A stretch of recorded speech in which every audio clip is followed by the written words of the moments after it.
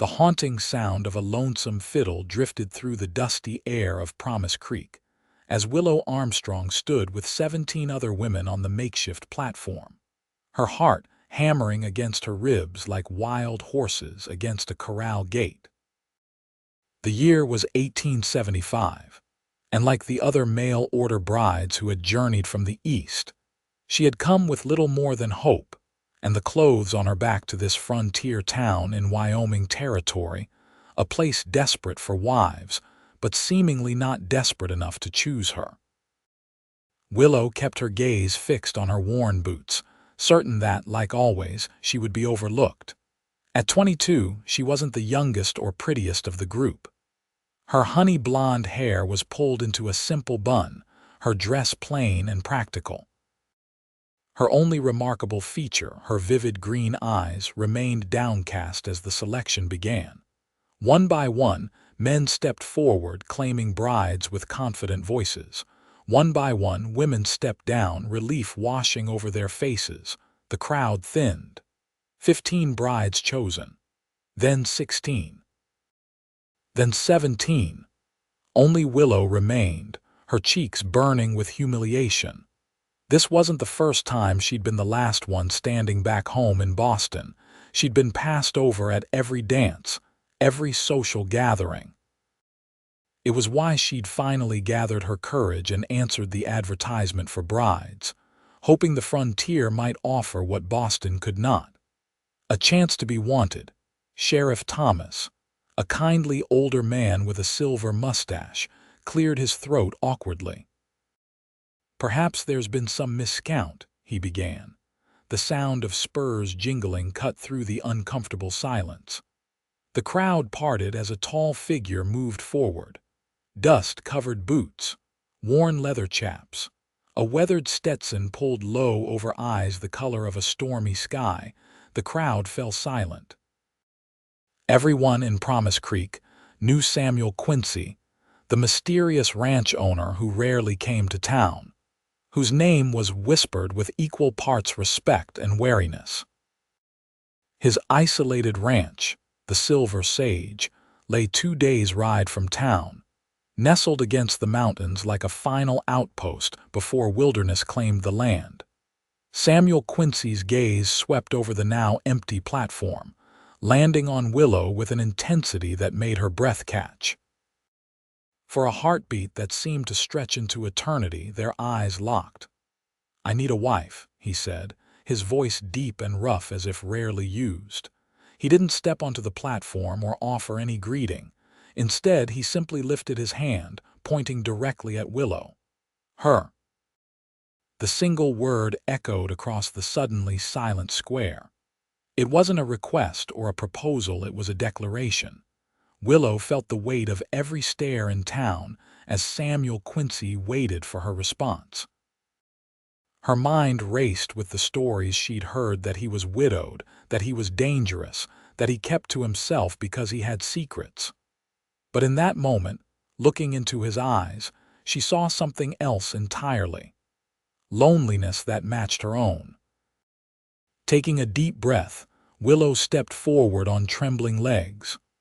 "I accept," she said, her voice surprisingly steady despite the pounding of her heart.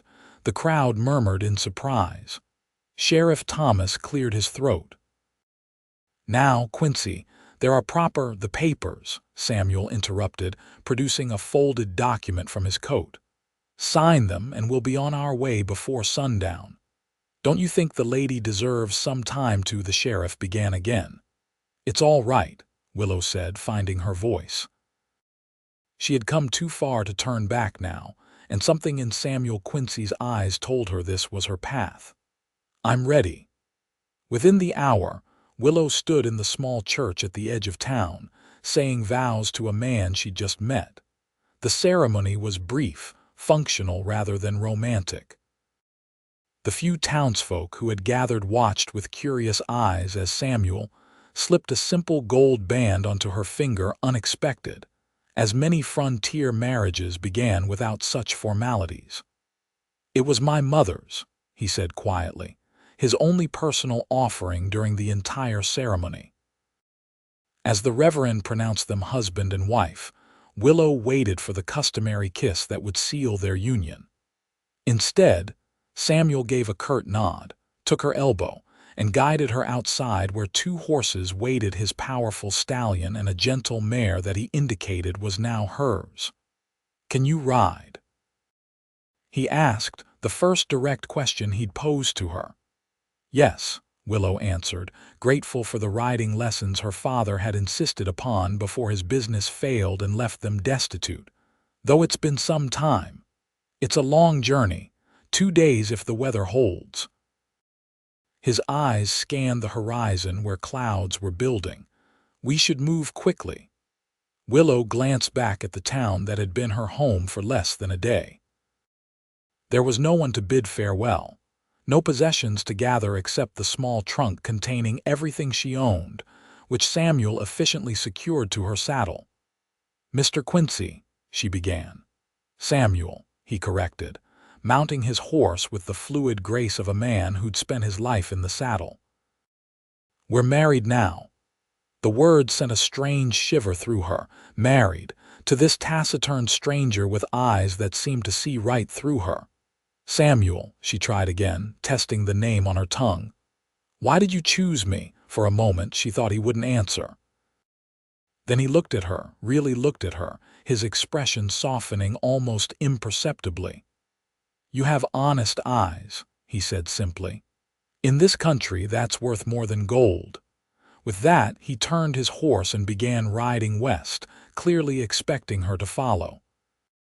Willow took a deep breath, gathered the reins, and urged her mare forward into her new life. They rode in silence as the town of Promise Creek faded behind them. The landscape opened up before them, vast, golden prairies stretching to distant mountains that seemed painted against the sky. Despite her apprehension about her hasty marriage, Willow couldn't help but be awed by the raw beauty surrounding them. "Is it always this magnificent?" she asked when they stopped briefly to water the horses at a small creek. Samuel glanced around as if seeing the landscape anew through her eyes. "It's harsh country," he said finally. "Beautiful, but it'll kill you if you don't respect it." There was something in his tone, a warning perhaps, or simply the hard-earned wisdom of a man who knew the land's dangers intimately. "I'm stronger than I look," Willow offered, wanting him to know she wouldn't be a burden. The ghost of a smile touched his lips.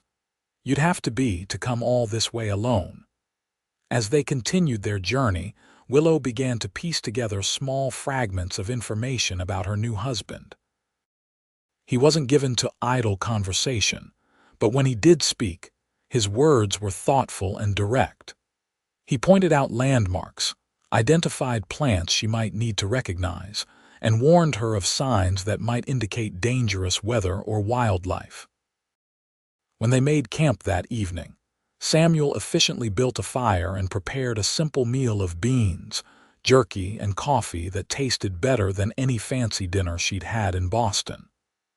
The night settled around them, stars emerging in a canopy so vast and bright that Willow gasped audibly. "I've never seen so many stars," she whispered, afraid that speaking too loudly might somehow shatter the magnificent display above them. Samuel looked up from the fire. "No clouds, no city lights," he said. "Nothing between you and the heavens." "It makes me feel small," Willow admitted. "It should." His voice was quiet. "Keeps a person humble." They slept on opposite sides of the fire that night, Willow wrapped in a thick blanket Samuel had provided, her new husband seemingly impervious to the chill as he kept watch before finally settling down to sleep. The second day brought them deeper into the wilderness. The terrain grew more challenging, the trail narrowing as they climbed into higher country. Samuel rode slightly ahead, occasionally glancing back to ensure she was managing. When her inexperience showed as they navigated a particularly steep section, he didn't comment or criticize, he simply dismounted, took her horse's reins, and led both animals safely through the difficult passage. By late afternoon, Dark clouds had gathered over the mountains, and the air carried the unmistakable scent of approaching rain. "We need to push harder," Samuel said, his eyes on the threatening sky. "Storm's coming." They rode faster, Willow's muscles protesting but her determination stronger. Just as the first heavy drops began to fall, Samuel pointed ahead to where a structure emerged from the landscape, a substantial log house nestled against a hillside, surrounded by several outbuildings and corrals.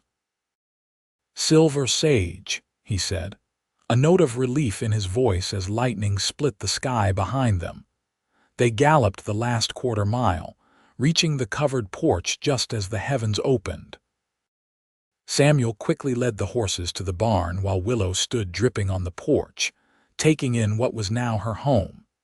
The house was larger than she had expected, solidly built of heavy logs with a stone chimney and proper glass windows.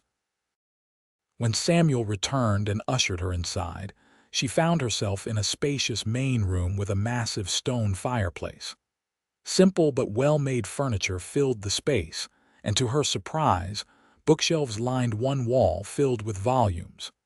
"You have books," she said, unable to hide her delight. "Winter nights are long," he replied, moving to light the lamps and stoke the banked fire to life. As warmth began to fill the room, Willow took in more details. The house was clean and orderly, not what she had expected from a bachelor's dwelling. There were touches that spoke of care: a colorful woven blanket draped over a chair, a vase that might hold wildflowers in season, curtains at the windows. "It's lovely," she said honestly. Samuel seemed almost embarrassed by her approval. "It's shelter," he said, but his eyes betrayed a certain pride. "Your room is through there." He nodded toward a door off the main room. "There's a washroom off the kitchen. I'll bring your trunk once the rain eases." "My room?" Willow asked, confusion coloring her voice. Samuel's expression remained unreadable. "I don't expect. We hardly know each other. You'll have your privacy until—" He cleared his throat. "Until we decide otherwise." Relief and something like disappointment mingled in Willow's chest. "Thank you," she said quietly. "That's very considerate." He nodded once, then gestured to the kitchen. "You must be hungry. I'm not much of a cook, but there's food." Over a simple meal of venison stew that Samuel reheated, Willow learned the basic outline of her new life. The Silver Sage ran cattle and horses, with Samuel doing most of the work himself, though he employed 2 ranch hands who lived in a bunkhouse near the barn, brothers named Matthew and Luke Jensen, who were currently on a supply run to a trading post 3 days' ride away. "They're good men." "Reliable," Samuel said, which seemed high praise from him. "They'll be back in a few days." "And what will my duties be?" Willow asked directly. Samuel considered this as if he hadn't fully thought it through. "The house. Cooking if you can. The vegetable garden needs tending." He paused. "Beyond that, whatever you wish to make of your place here." "I can cook," Willow assured him. "I can sew, keep accounts, grow things. I'm a quick learner for what I don't already know." Samuel nodded, something like approval in his eyes. "Dawn comes early, we should rest." That night, in the small but comfortable bedroom that was now hers, Willow lay listening to the rain hammer against the roof and the occasional rumble of thunder. Beyond her door, she heard Samuel moving about, checking windows, banking the fire, the routine of a man securing his home against the night. Her thoughts drifted to the strange path that had brought her here, the financial ruin that had claimed her family after her father's death, the distant relatives who had taken her in but made it clear she was a burden, the advertisement for brides that had seemed her only escape, the humiliation of standing alone on that platform, and then Samuel pointing to her with that single word, her. Not the romantic proposal girls dreamed of, certainly.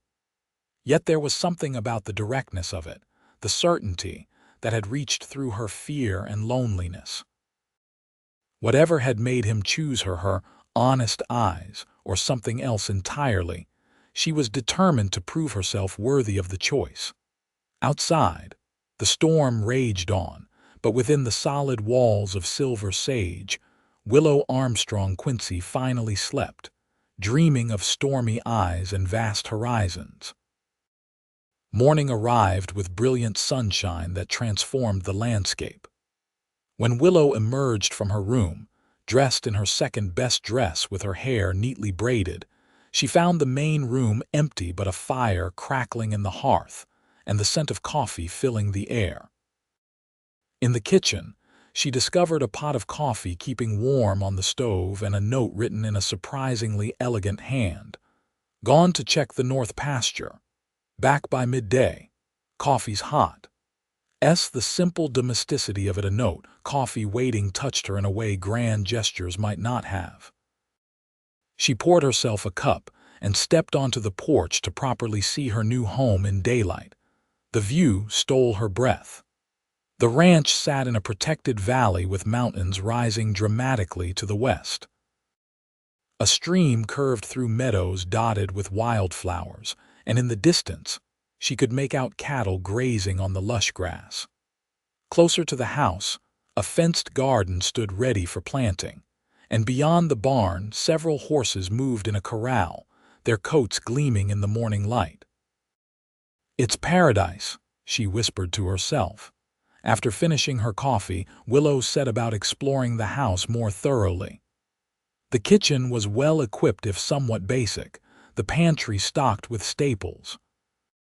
She found flour, sugar, dried beans, and preserved fruits and vegetables that someone, Samuel, had put up for the winter.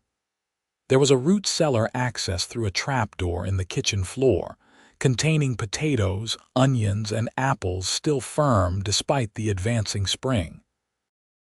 The main room, with its massive fireplace and bookshelves, showed signs of being the heart of the home.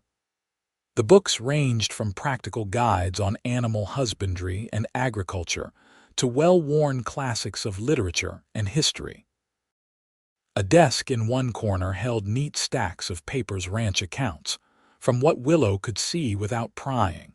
Her own room was simple but comfortable, with a bed, dresser, and small writing desk beneath a window that looked east toward the rising sun.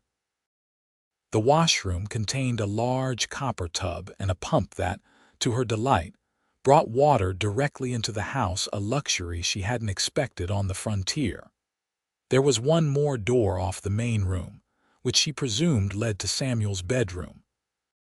Respecting his privacy, she didn't open it, though curiosity about the man who was now her husband tugged at her. Instead, she channeled her energy into making herself useful. By the time the sun reached its zenith, she had swept the floors, prepared a stew for dinner that now simmered on the stove, and begun an inventory of household supplies. She was in the garden, assessing what might be planted in the freshly turned soil, when she heard hoofbeats. Looking up, she saw Samuel riding toward the house, his tall figure silhouetted against the sky. For a moment, she simply watched him, the easy way he sat his horse, the breadth of his shoulders, the alertness in his posture. There was something compelling about him, this quiet man who had chosen her with a single word. He dismounted near the garden gate, leading his horse by the reins. When he saw her, he paused as if surprised to find her there, though where else would she be? "Good day," she said, suddenly aware of the dirt on her hands and the wisps of hair that had escaped her braid. "Good day," he echoed, his eyes taking in the garden and her within it. "You've been busy." "Just familiarizing myself with things," she explained. "I hope you don't mind that I started dinner, and I found the garden tools in the shed." "It's your home now," he said simply. "You don't need permission. You're home." The words warmed her more than they should have. "I'll see to my horse," he added. "Then perhaps you could show me what you've planned for the garden." It was the longest conversation they'd had since their journey, and Willow felt a small spark of hope that perhaps they might find a way to bridge the gulf of strangeness between them. As the days passed, they fell into a rhythm of sorts. Samuel rose before dawn, tending to the essential ranch work before the heat of the day set in. Willow established her own routine, cooking, cleaning, and bringing the neglected garden back to life. They shared meals, their conversations gradually extending beyond the practical matters of the ranch to cautious exchanges of personal history. She learned that Samuel had come west as a young man of 18, working as a cowhand, before saving enough to stake his claim on the land that became Silver Sage. He'd built the house himself, adding to it over the years as the ranch prospered. "It's impressive," Willow said one evening as they sat on the porch, watching the sunset paint the mountains in fiery hues. "To build all this from nothing." Samuel's eyes scanned his domain, satisfaction evident in his expression. "It wasn't nothing. The land was always here, waiting. I just had to listen to what it needed." "And what did it need?" Willow asked, genuinely curious. "Respect," he answered without hesitation. "Hard work, patience." He glanced at her. "Not so different from people, I suppose."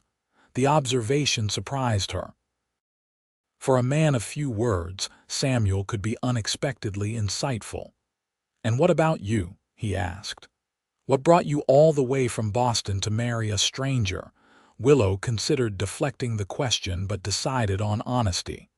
"Necessity, at first. After my father died, there was nothing for me in Boston except charity I didn't want and marriage prospects I liked even less." She traced a pattern on the wooden arm of her chair. "But then, as I traveled west, something changed. It began to feel less like running from and more like running to." "Does that make sense?" Samuel nodded slowly. "This country has a way of calling to certain people." "Is that what happened to you?" she asked. A shadow crossed his face. "Partly. There were other reasons." Before she could inquire further, the sound of approaching riders drew their attention. Two men on horseback approached the ranch, their figures outlined against the twilight sky. "The Jensen brothers," Samuel explained, rising from his chair. "Earlier than expected." Willow smoothed her dress nervously, wondering what these men would think of their employer's new wife. Matthew and Luke Jensen proved to be a study in contrasts, despite their shared bloodline. Matthew, the elder at around 30, was tall and lean with a serious demeanor that reminded Willow somewhat of Samuel. Luke, a few years younger, had an easy smile and a natural charm that immediately put her at ease. "So the boss finally found himself a missus," Luke said with a friendly grin after introductions were made. "And here we thought he was married to this ranch." "Mind your manners, Luke," Matthew warned, though his own eyes crinkled with good humor. "Madam, it's a pleasure. This place could use a woman's touch. And her cooking," Luke added hopefully. "No offense to the boss, but his beans could use some inspiration." Samuel's expression remained impassive, but Willow caught the slight twitch of his lips that might have been amusement. "If you're fishing for a dinner invitation, just say so." And so their first evening as a complete household was spent around the large kitchen table, with the Jensen brothers sharing news from their journey and tales of ranch life that had Willow alternately laughing and wide-eyed. Samuel was quieter than the brothers, but seemed content to let the conversation flow around him, occasionally adding a dry comment that revealed more of his subtle humor. As the evening wound down, Willow found herself studying her husband across the table. In the lamplight, with the tension eased from his features, she could see the handsome man beneath the weathered exterior, the strong line of his jaw, the intelligence in his eyes, the capable hands that could be both powerful and gentle when the occasion required.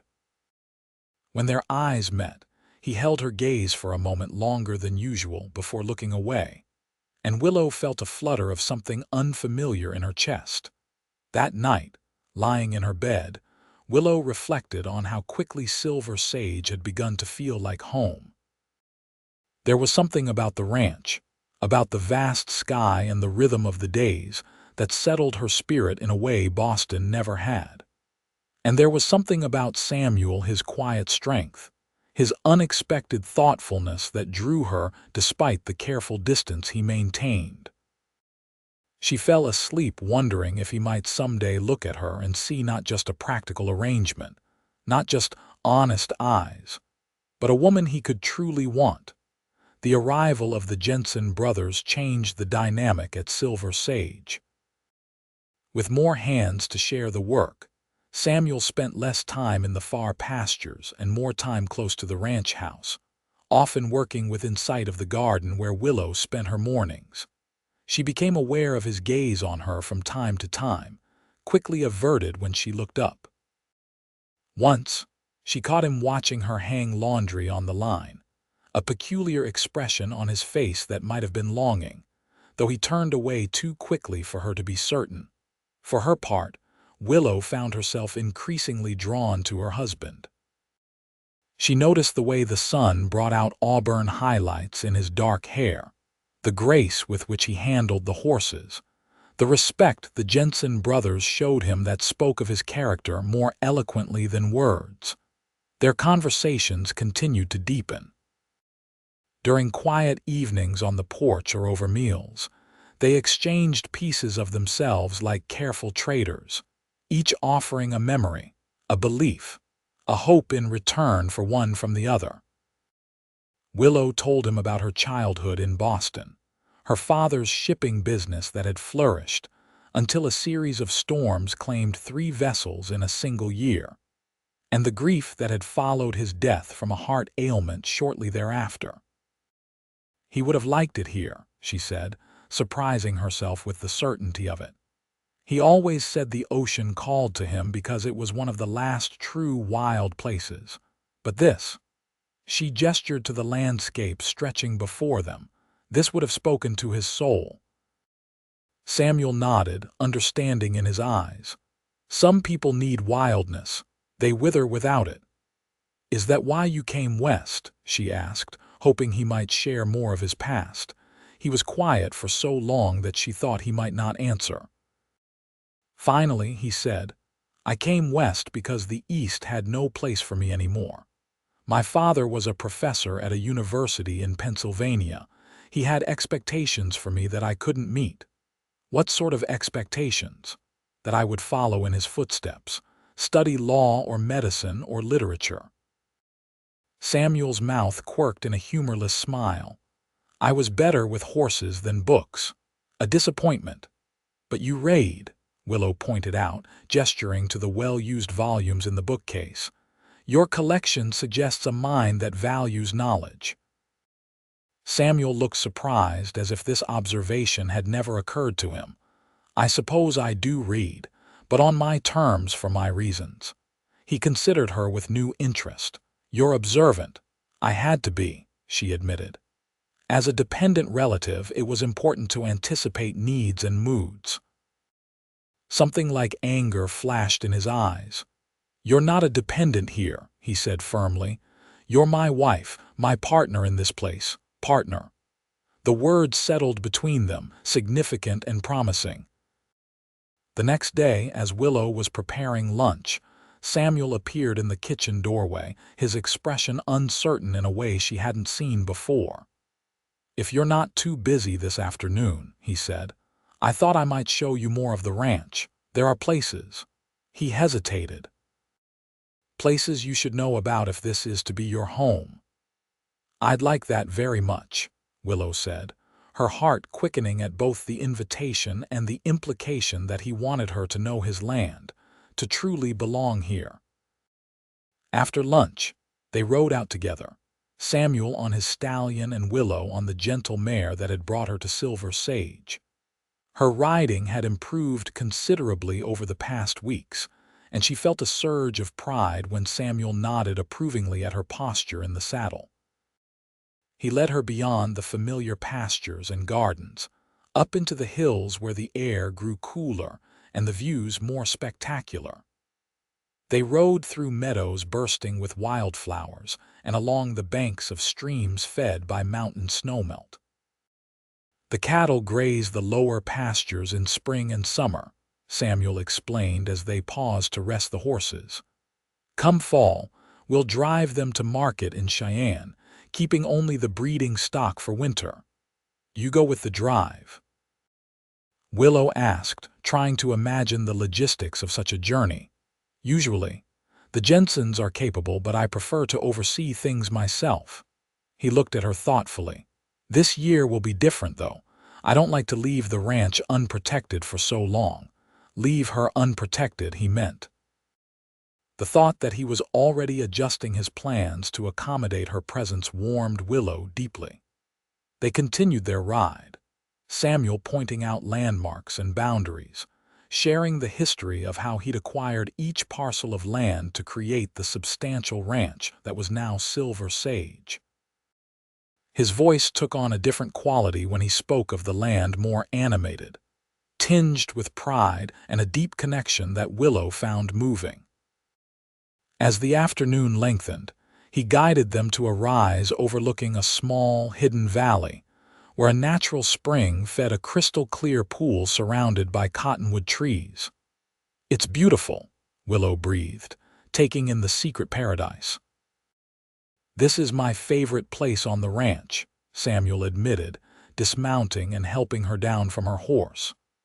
I come here to think sometimes, or just to be.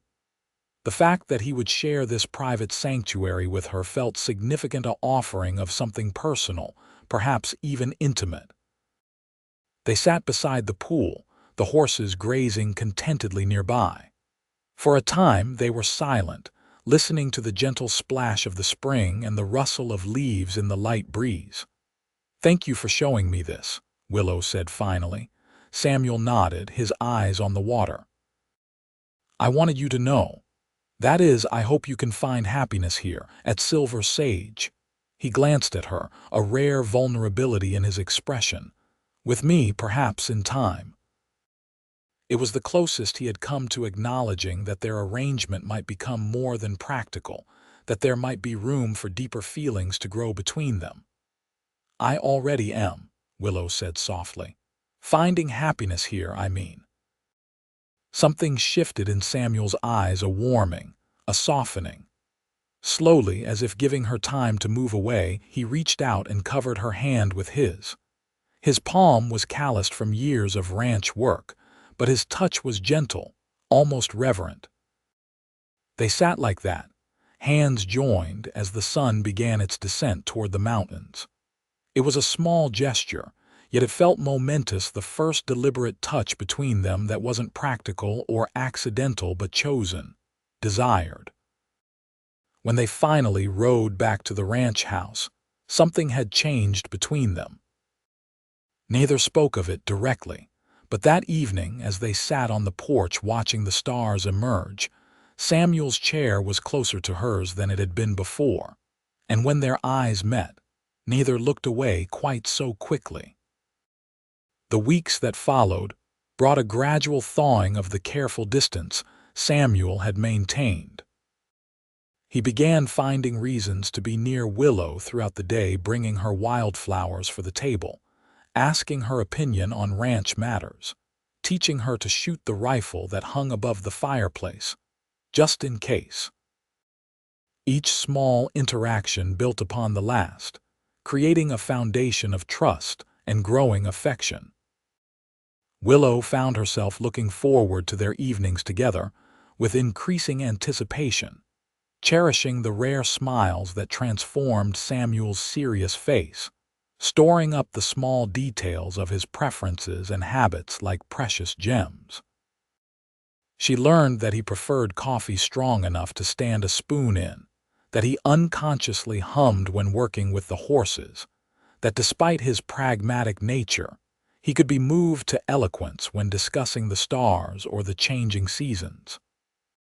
She discovered that beneath his reserved exterior lay a man of deep feeling and integrity, who treated his animals with kindness and his employees with respect. In turn, Samuel seemed to take genuine pleasure in learning about Willow. He listened attentively when she spoke of her hopes for the garden or her delight in discovering a nest of bluebirds in the old oak behind the house. He brought her books from his collection that he thought might interest her, and appeared gratified when she discussed them with him. The Jensen brothers watched this slow, blooming connection with knowing smiles, but were discreet enough to make themselves scarce in the evenings, often retiring to the bunkhouse after dinner to give the newlyweds their privacy. "The boss seems different since you came," Luke commented one afternoon as he helped Willow carry water to her thriving garden. "Happier, I'd say." "Do you think so?" Willow asked, unable to hide her pleasure at the observation. "Madam, I've worked for Samuel Quincy for 5 years, and this is the first time I've heard him laugh out loud." Luke grinned. "Whatever you're doing, keep it up. Makes him a sight easier to work for."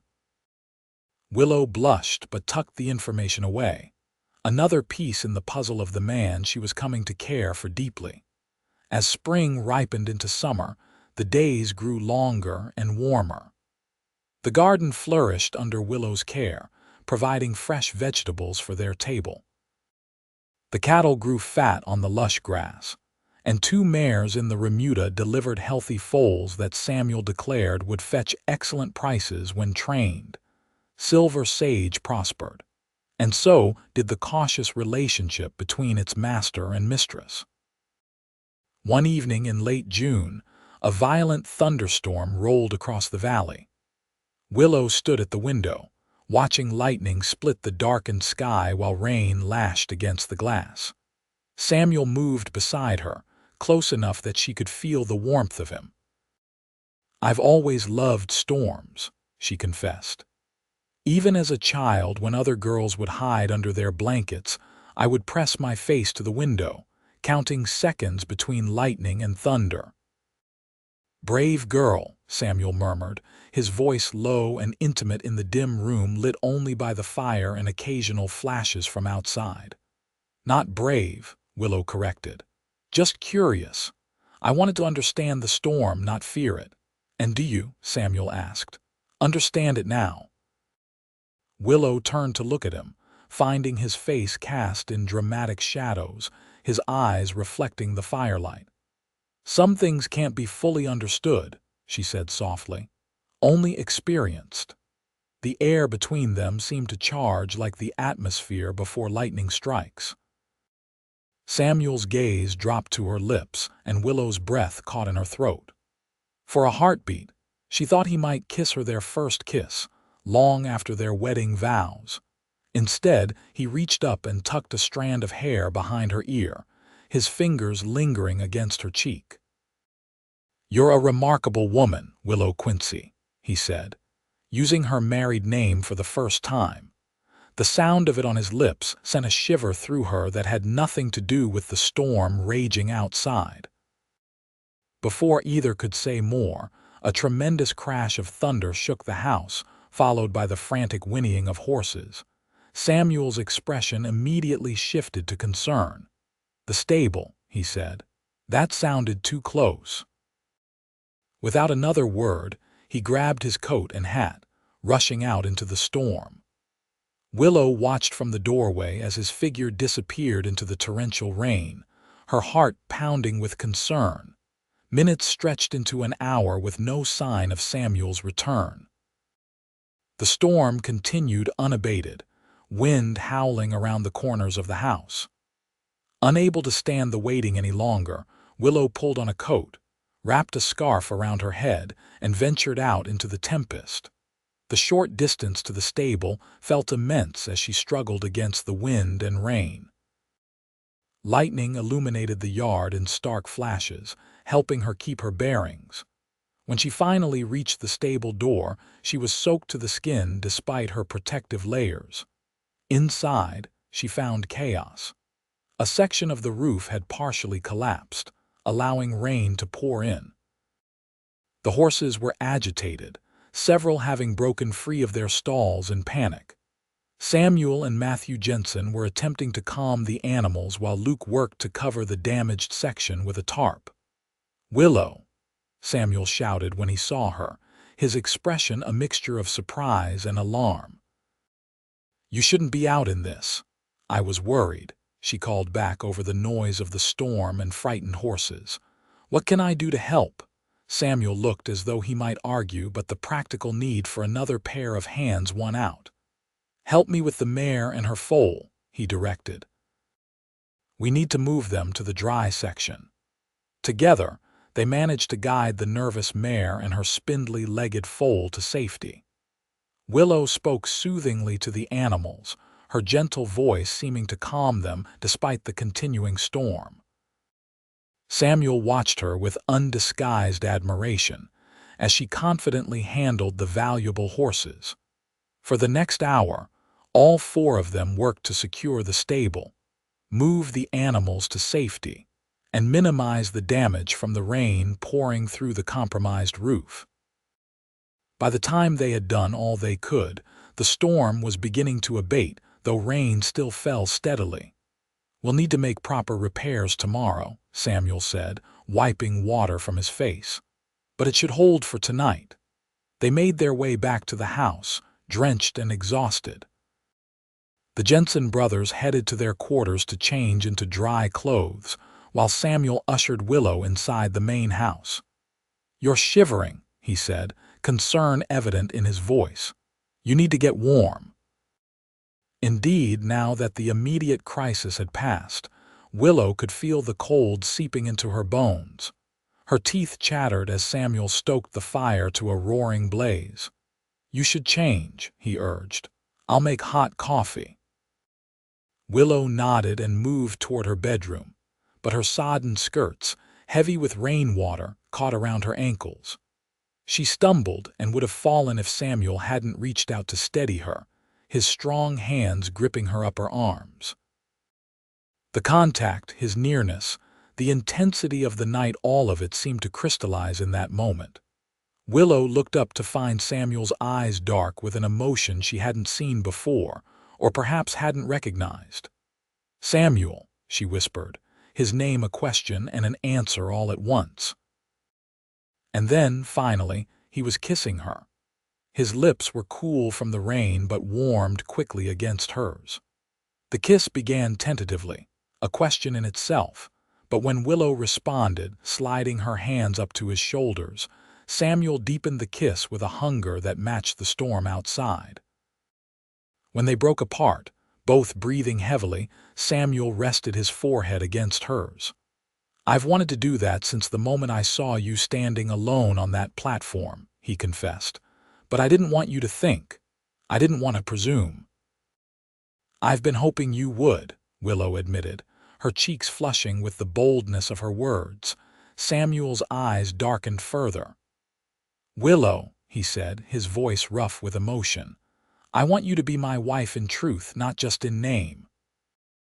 But only if she silenced him with another kiss, this one leaving no doubt as to her answer. That night, Samuel carried Willow across the threshold of his bedroom, their bedroom now, his eyes never leaving hers, as he laid her gently on the bed they would share from this night forward. Their joining was tender at first, then passionate, a culmination of the feelings that had been building between them since that first moment in Promise Creek.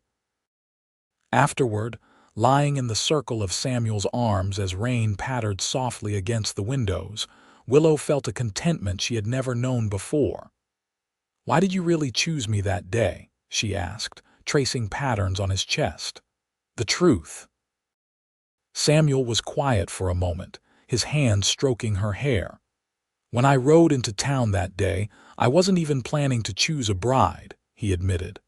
"I'd gone in for supplies, heard about the bride selection, and was curious enough to watch from a distance." His arms tightened around her. "Then I saw you standing there alone after everyone else had been chosen. You looked, not defeated exactly, resolute, like someone who had faced disappointment before but refused to be broken by it." He shifted to look into her eyes. "And I thought, There's a woman who would understand this life, who would see the beauty in it, not just the hardship. I didn't plan to step forward. The words just came. Her, Willow whispered, remembering the moment that had changed her life. Her, Samuel agreed, brushing his lips against her forehead. The only one it could have been. Summer passed in a golden haze of happiness. Samuel and Willow settled into their life together with a harmony that seemed to spread throughout Silver Sage. The ranch flourished, the garden yielded bountifully, and the once solitary house became truly a home, filled with conversation and occasional laughter. They still had their differences. Samuel's tendency toward taciturnity could frustrate the more expressive Willow, while her eagerness to try new methods sometimes clashed with his more traditional approach to ranching. But they learned to navigate these differences with growing understanding and respect, each coming to value the other's perspective. As August ripened toward September, Samuel began preparations for the cattle drive to Cheyenne. Despite his earlier reluctance to leave Willow alone at the ranch, practical necessity demanded his presence with the herd. Matthew Jensen would stay behind to protect the ranch and assist Willow, while Samuel and Luke would take the cattle to market. It will be 3 weeks, maybe 4 if the weather turns bad, Samuel explained as they sat on the porch one evening, his arm around Willow's shoulders.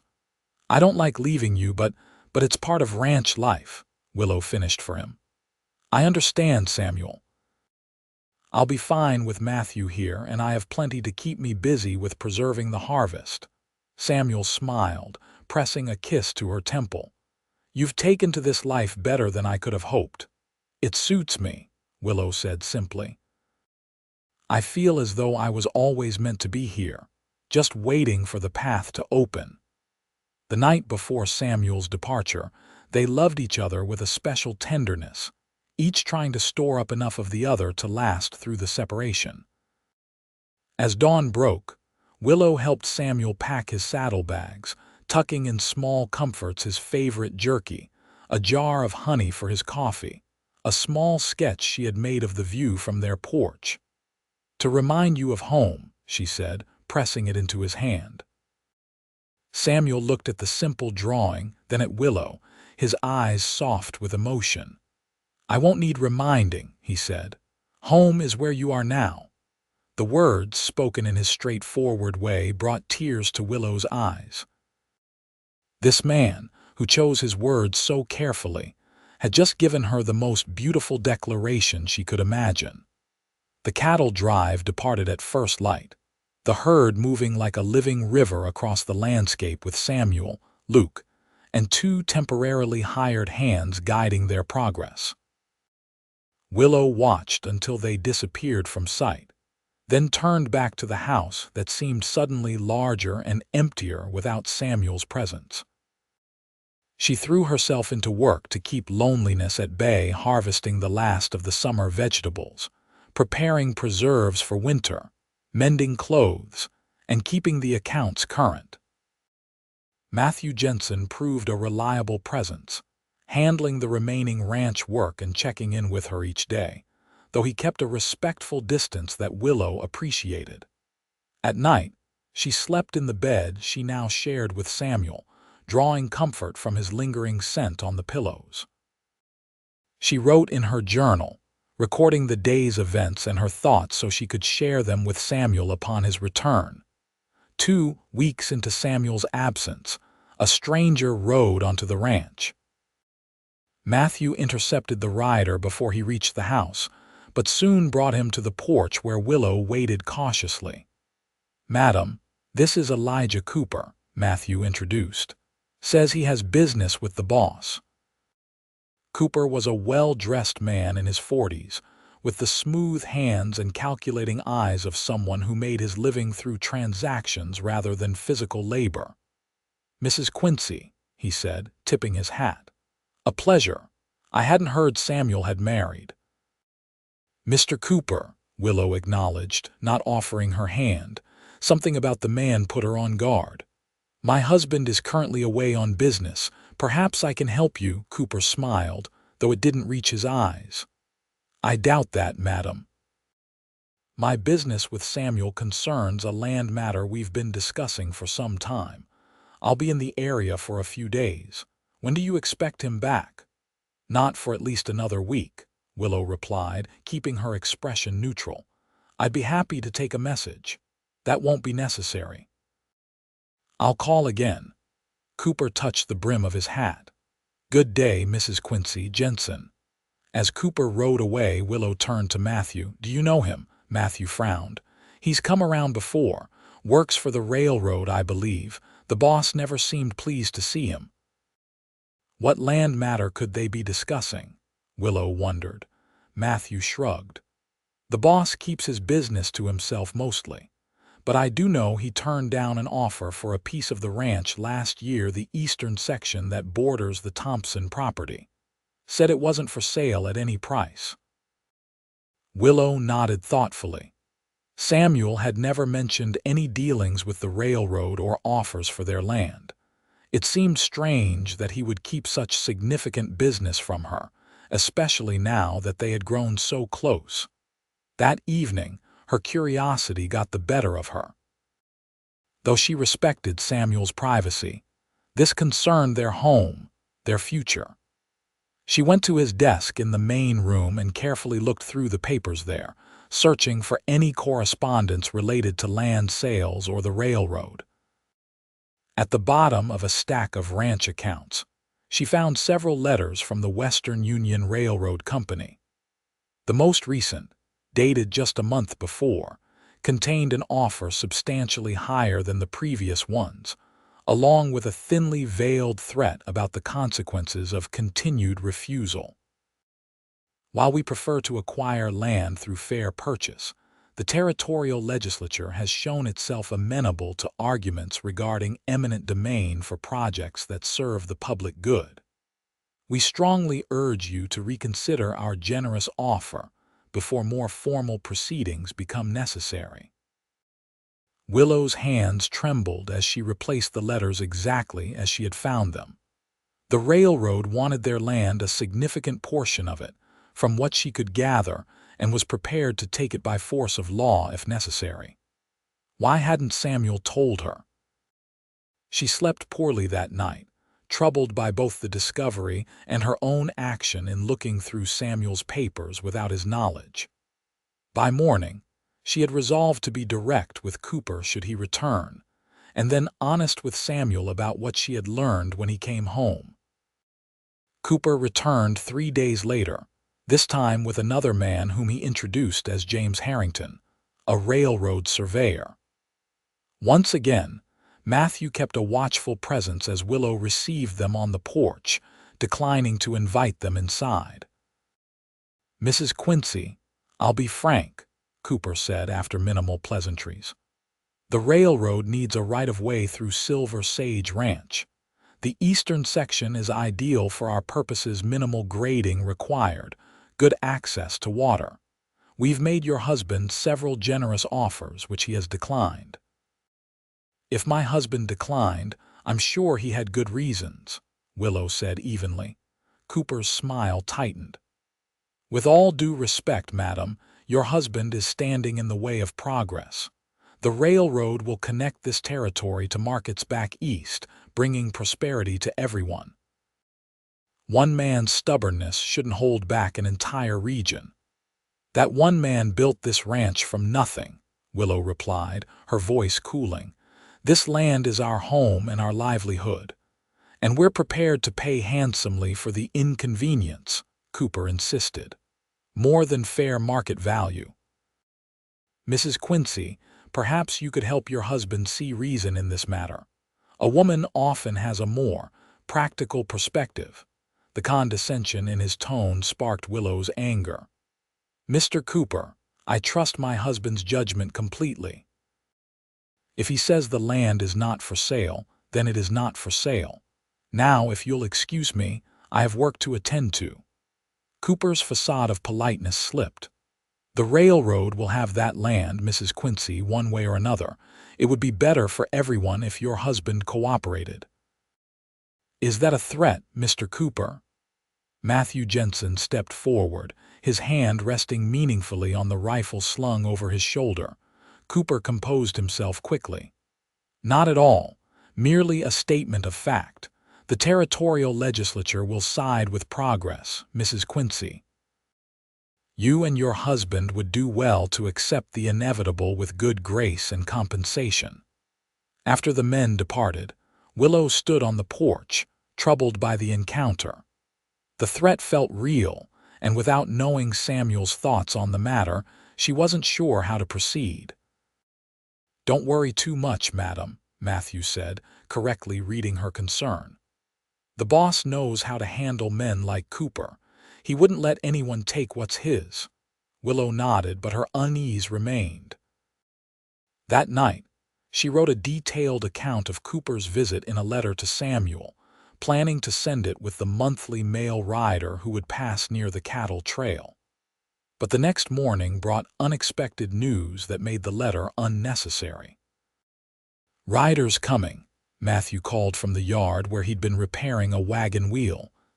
"Looks like the boss and Luke. They're back early." Willow hurried outside, her heart leaping at the sight of the approaching riders. As they drew closer, she could see it was indeed Samuel and Luke, though there was no sign of the cattle or the other hands. Samuel dismounted before his horse had fully stopped, striding toward Willow with purpose. When he reached her, he pulled her into a fierce embrace, holding her as if he'd been gone months rather than weeks. "What happened?" she asked when he finally released her. "The cattle sold early," Samuel explained, his eyes searching her face as if memorizing it anew. "Got a better price than expected from a buyer in Laramie. No need to go all the way to Cheyenne." He frowned slightly. "You look troubled. Has something happened?" Before Willow could answer, Luke called out from where he was unsaddling the horses. "Boss, Jensen says Cooper was here." Samuel's expression darkened immediately. "Cooper came to the ranch." "When?" "Twice in the past week," Willow confirmed. "The second time with a surveyor. Samuel, he said the railroad means to take the eastern section whether you sell it or not. Something about the territorial legislature and eminent domain." Samuel's jaw tightened. "Let's go inside," he said, placing a protective hand at the small of her back. "We need to talk." Once in the privacy of their home, Samuel paced the main room while Willow watched from her seat by the fire. He seemed to be ordering his thoughts, deciding how much to tell her. "I found the letters," she admitted quietly. "In your desk. I shouldn't have looked, but after Cooper came, I was concerned." Instead of anger at her admission, Samuel's expression softened. "You had every right to look," he said. "This is your home, too. I should have told you about Cooper and the railroad before I left." He sighed, running a hand through his hair. "I didn't want to worry you with something I thought I could handle." "Tell me now," Willow encouraged. "All of it."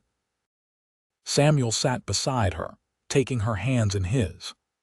"The railroad wants to run a line through the eastern meadows, our best grazing land, and the section that controls access to the spring that feeds the entire ranch. If they get that land, Silver Sage would be crippled." "Can they really take it through this eminent domain process Cooper mentioned?" "They're trying," Samuel acknowledged grimly. "They've been pressuring ranchers all along the proposed route. Some have sold willingly. Others—" He hesitated. "There have been accidents, unexplained fires.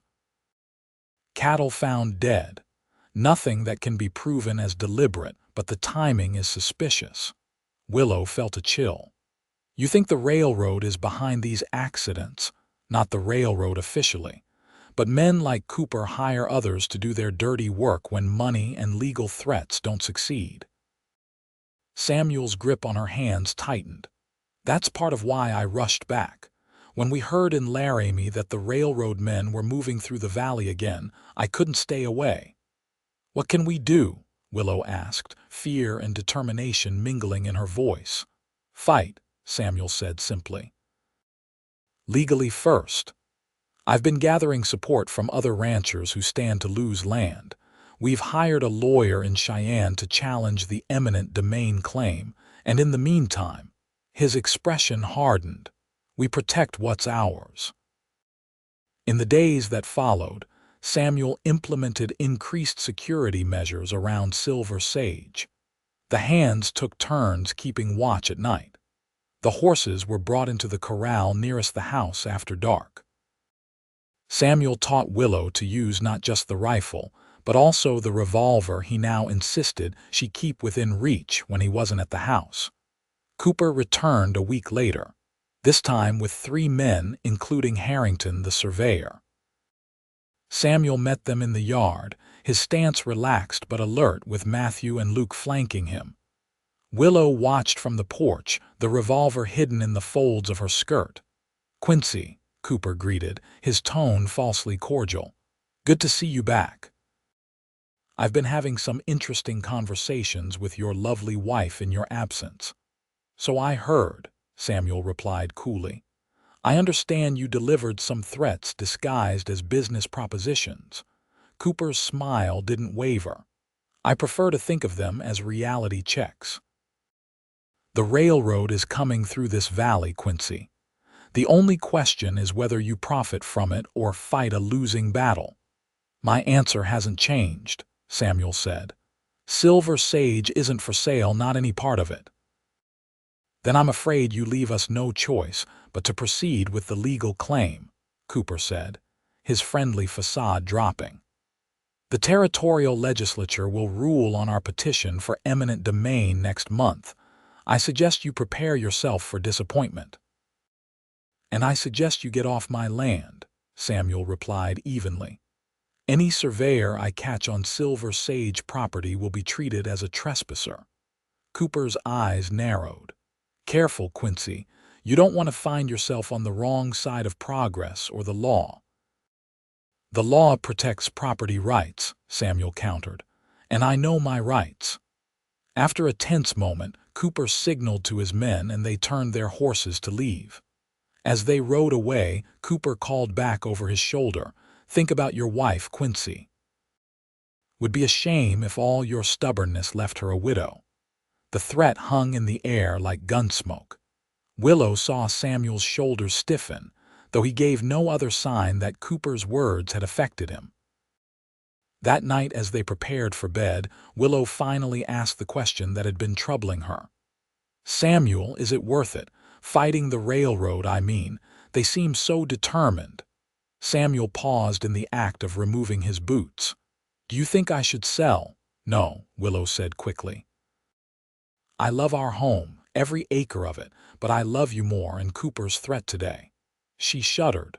"I couldn't bear to lose you, not for any piece of land." Samuel moved to sit beside her on the bed, taking her hands in his. "Willow, if we give in to men like Cooper, where does it end? They take the eastern meadow today, and tomorrow they'll want more. This isn't just about land, it's about the right to keep what we've worked for, what we've built together." Tears welled in Willow's eyes. "I know. I'm just afraid." Samuel gathered her close. "So am I," he admitted, his voice low against her hair. "But I promise you this: whatever happens, whatever it takes, I will protect you and our home." In the weeks that followed, tension at Silver Sage remained high. Samuel made a trip to Cheyenne to meet with the lawyer representing the ranchers' coalition, returning with cautious optimism. "Judge Patterson is known to be fair," he reported to Willow, "and there are precedents in our favor from cases back east. The lawyer thinks we have a good chance of at least delaying the eminent domain claim, if not defeating it outright." But their optimism was tested when Luke Jensen rode in one evening with troubling news from a neighboring ranch. "Thompson's south pasture was burned last night," he reported grimly. "Lost a good portion of his hay crop. Says it wasn't natural, found coal oil traces where the fire started. Thompson turned down the railroad offer last month," Samuel said, his expression darkening. "This is no coincidence." That night, Samuel doubled the watch. He and Matthew took the first shift, with Luke to relieve them at midnight. Willow tried to sleep but found herself listening for any unusual sound, the revolver close at hand as Samuel had instructed. She must have dozed eventually, for she woke with a start to the smell of smoke.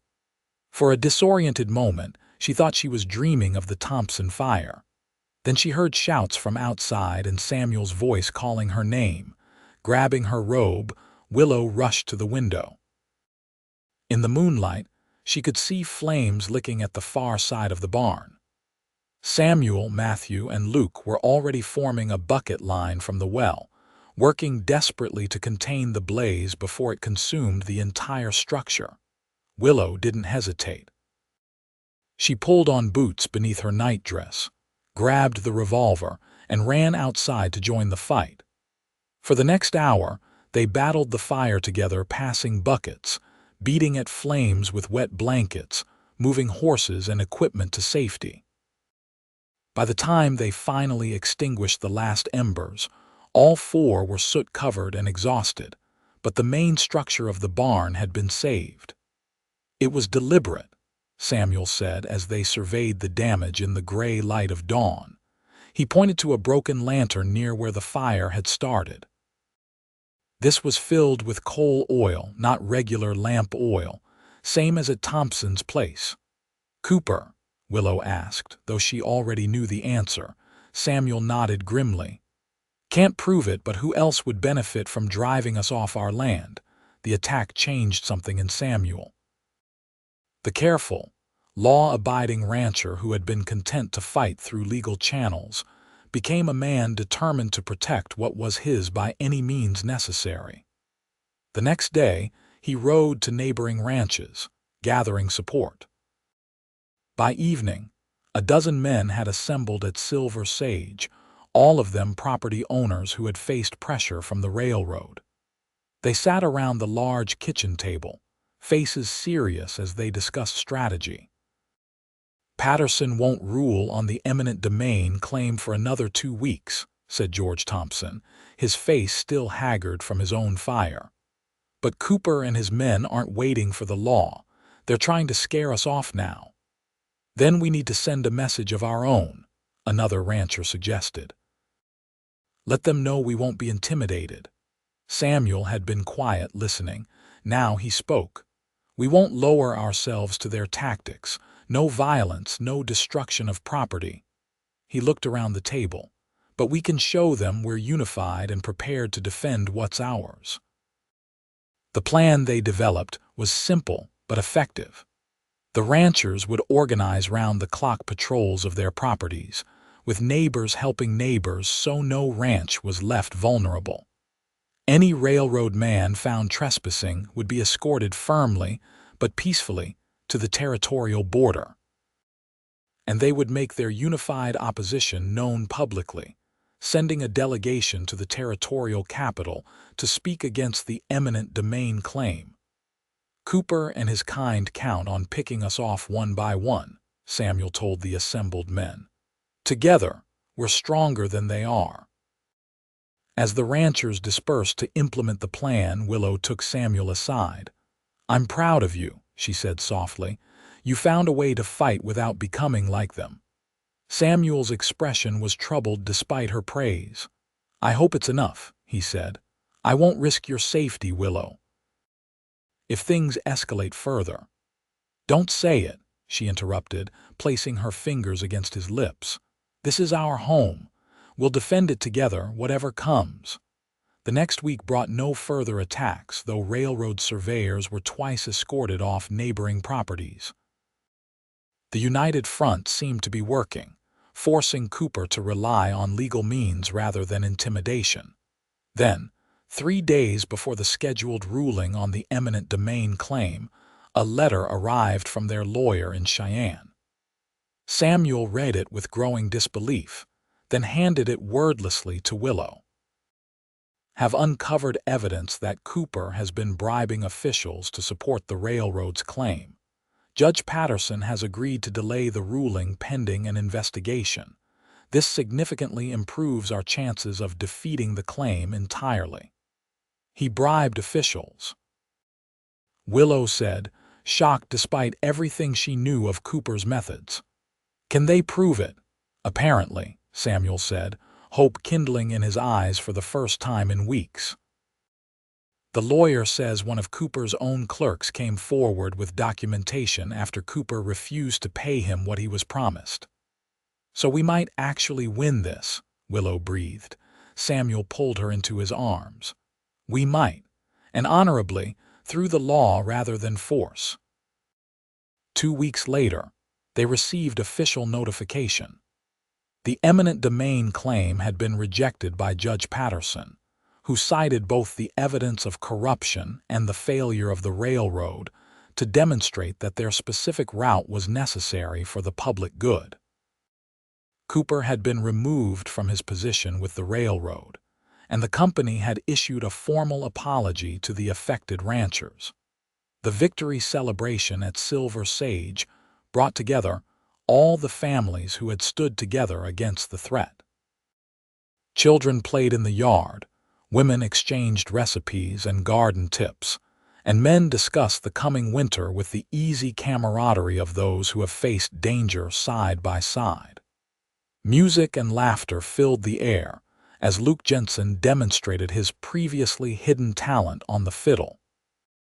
Watching the festivities from the porch, Samuel slipped his arm around Willow's waist.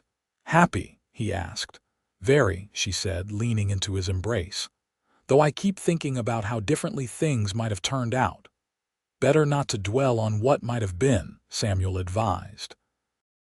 "Just be grateful for what is." Willow turned in his arms to face him. "I am grateful for this place, for the friends we've made." She reached up to touch his face. "Most of all for you." Samuel caught her hand, pressing a kiss to her palm. "I have something to tell you," he said, an unusual nervousness in his voice. "I was waiting for the right moment, and with everything settled now." "What is it?" Willow asked, curious at his uncharacteristic hesitation. Samuel took a deep breath. "Remember when I said this place would need changes if we were to have a family someday?" Willow nodded, her heart beginning to race with sudden understanding. "I think we should start on those changes soon," Samuel said, his eyes searching hers. "Because if my calculations are correct, we'll need a nursery by spring." "Samuel," Willow whispered, tears of joy welling in her eyes. "How did you know? I only began to suspect myself a week ago." His smile was tender as he placed a gentle hand against her still flat stomach. "You've been tired in the mornings, turning away from coffee you usually enjoy, and there's a softness in your eyes that wasn't there before." He brushed away a tear that had escaped down her cheek. "Am I right?" Willow nodded, unable to speak through her emotions. They had created a child together, a new life that would be part of both of them, part of Silver Sage. Samuel pulled her close, his own eyes suspiciously bright. "Thank you," he murmured against her hair. "For what?" Willow asked. "For standing alone on that platform. For saying yes when I said her, for fighting alongside me to keep our home." His voice roughened with emotion. "For making me the happiest man in the Wyoming Territory." As twilight settled over Silver Sage Ranch, painting the mountains in shades of purple and gold, Samuel and Willow Quincy stood together on the porch of the home they had defended, surrounded by friends who had become like family, their future stretching before them as vast and promising as the western sky.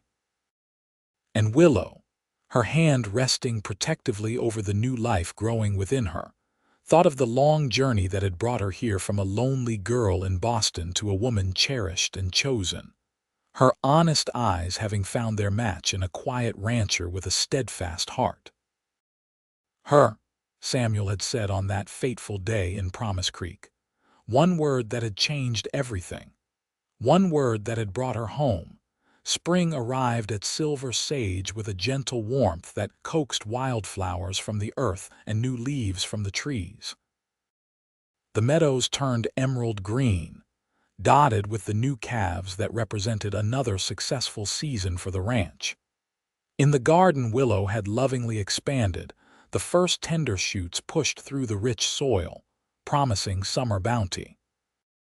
And in the newly added nursery, with its cheerful yellow curtains and a rocking chair placed perfectly to catch the morning light, Willow sat cradling their 2-month-old daughter, Sarah Elizabeth Quincy, named for both Samuel's mother and Willow's. "She has your eyes," Samuel said softly from the doorway, his expression one of perpetual wonder whenever he looked at their child. "Those honest eyes that called to me from the first." "And your determination," Willow replied with a smile, watching as the infant's tiny fist wrapped firmly around her finger. "She knows what she wants and won't be dissuaded." Samuel crossed the room to kneel beside the rocking chair, gently brushing a finger over their daughter's downy head. "The best of both of us, then."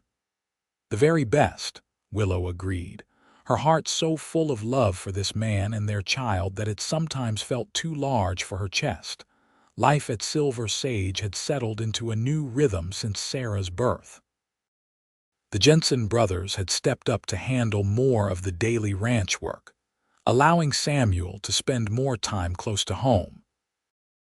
A new cook and housekeeper, Mrs. Hollister, came in 3 days a week to help with the heavier chores, giving Willow time to focus on motherhood while still maintaining her beloved garden and contributing to the ranch accounts. The railroad had indeed come to the territory, but on a route that skirted the ranchers' lands, bringing the promised economic benefits without the threatened disruption. Silver Sage prospered, with Samuel's careful management and Willow's practical input, creating a partnership that extended seamlessly from their personal life to their business affairs. As the morning sunlight strengthened, Sarah's eyes grew heavy. Willow continued rocking, humming softly until the baby drifted to sleep. Carefully, she placed her in the beautifully carved cradle that Samuel had made during the long winter evenings of her pregnancy. "She'll sleep for a while now," Willow whispered, rising to stand beside her husband. "Walk with me. The morning's too beautiful to waste indoors." Hand in hand, they strolled through the yard and beyond, to the rise that offered the best view of Silver Sage Ranch. From this vantage point, they could see the full extent of what they had built and protected together, the house with smoke curling from its chimney, the barn and corrals where horses grazed peacefully, the distant pastures where cattle dotted the landscape like scattered stones. "Do you ever think about that day in Promise Creek?" Willow asked, squeezing Samuel's hand. "How differently things might have turned out if you hadn't come to town that particular afternoon?" Samuel considered this, his face thoughtful in the clear morning light. "I used to think it was chance, just a coincidence that brought me there at that moment. Now I'm not so sure." "What do you mean?" He turned to face her, his eyes as blue and deep as the Wyoming sky above them. "I think some things are meant to be, Willow, like you standing on that platform. Like me finding the courage to step forward when everything in my past told me to keep to myself." He touched her cheek gently. "Like us creating a family together when neither of us dared hope for so much happiness." Willow leaned into his touch, still amazed sometimes by the journey that had brought them together.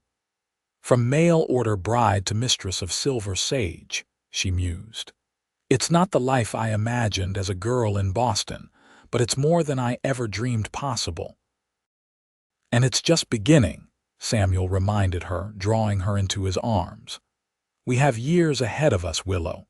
Years to watch Sarah grow, perhaps give her brothers and sisters. Years to build Silver Sage into something that will last beyond us." "Years to love each other," Willow added, rising on tiptoes to press her lips to his. Samuel deepened the kiss, his arms tightening around her waist. When they finally parted, both breathless, his eyes held a heat that still thrilled her after nearly a year of marriage. "Mrs. Hollister is watching Sarah," he murmured against her ear, "and the house will be quiet for at least an hour." Willow laughed, a sound of pure joy that carried across the morning air. "Mr. Quincy, are you suggesting we retire to our bedroom in the middle of the day?" "I am indeed, Mrs. Quincy," he confirmed, his serious expression belied by the mischief in his eyes. "Consider it part of my duties as a devoted husband." "Well then," Willow replied, matching his playful tone, "I wouldn't want to interfere with your responsibilities." Hand in hand, they walked back toward the house, their steps quickening as they went. Above them, an eagle soared on the thermal currents, free and powerful against the vast blue sky. Below, Silver Sage Ranch continued its daily rhythms, horses nickering in the corral, cattle grazing in distant pastures, the windmill turning steadily in the gentle breeze. And at the heart of it all, in the home they had built and defended together, Samuel and Willow Quincy continued to write their love story, a story that had begun with a single word spoken in a dusty town square, and would continue for all the days of their lives. "Her," Samuel had said, pointing to the woman who would become his wife, his partner, the mother of his child. "Him," Willow's heart had answered, recognizing even then the man who would transform her life from one of quiet desperation to one of abundant joy. One choice, one moment, one love that would endure through all the seasons of their lives together at Silver Sage Ranch.